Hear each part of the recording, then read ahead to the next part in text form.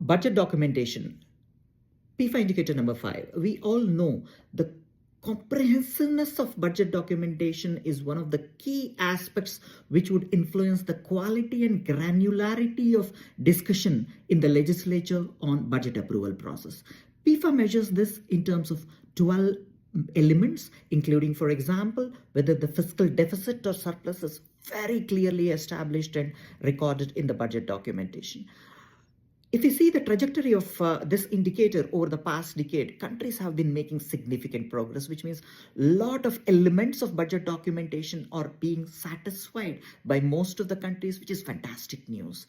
Let me flag two elements which could further be worked upon. One is tax expenditure. Tax expenditure is the amount of tax revenues that government foregoes on account of exemptions, deductions, and plethora of other mechanisms which government gives.